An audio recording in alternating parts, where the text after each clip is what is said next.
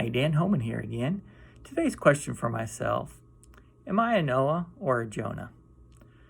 God has things for all of us to do, but am I willing and obedient, or am I too busy and not obedient? How do I react when God wants me to do something? The stories of both of these men are well known. Even unbelievers know about Noah and the ark and Jonah and the whale. And while the task is accomplished in both stories, I think there's a lot to be learned from how they responded to God. Time will not allow me to read both accounts, but you can in Genesis 6 through 8 and Jonah 1 through 4.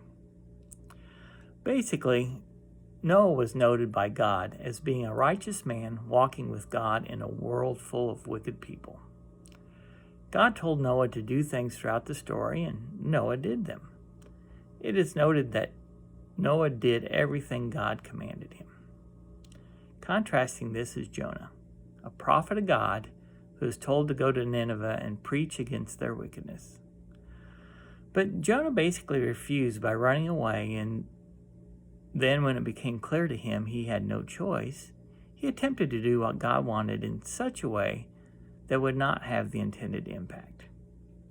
And then he even got mad at God when, despite his efforts, the Ninevites repented.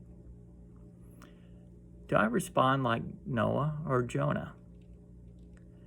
Do I accept God's direction and work as directed and continue to listen for further instruction? Or do I start listing all the problems with God's direction?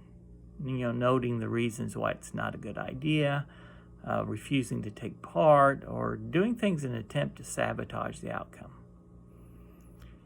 Being honest with myself and with you, I do some of both. And while I would really like to say I'm mostly like Noah, the truth is, most of the time I react like Jonah. I see the negatives. I make a list of the reasons why it's not a good idea. I get busy doing other things, so I don't have time to do it. Our current version of running away. I even sometimes come up with things to do to attempt to sabotage the outcome. There have been times in my life when I have listened to God, to what He wanted me to do, and I did it. An example would be when I was going to college. I attended my home church frequently, and I noticed that the high schoolers didn't really have a class for their own age.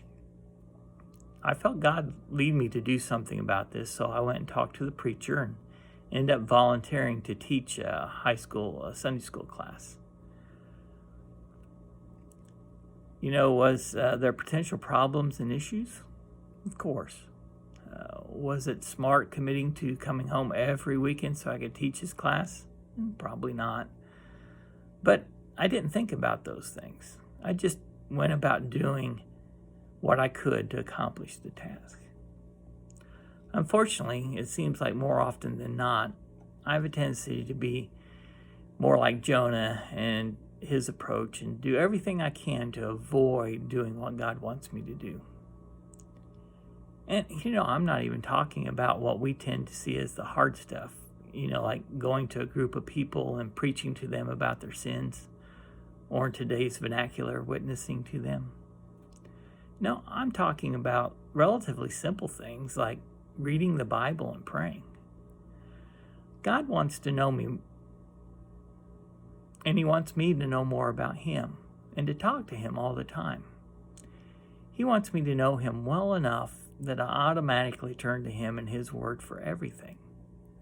Not just when He's needed for this emergency or for that situation that I hadn't been able to solve any other way myself, so I guess I'll let God do it. No, He really wants me to have a close relationship with Him. So why do I jump at the opportunities to avoid reading the Bible and praying? Why do I emphasize the wrong part of what a preacher might say to make a reason for not reading or praying? How many times do I have to be put in the belly of a fish, i.e. go through difficult times, before I learn to listen and obey? Fortunately, God is patient, caring, and willing to keep teaching us, as He demonstrates with Jonah in the last chapter. Thank God He loves us so much and is willing to keep nurturing us along. I know I still have a lot to learn. God bless you.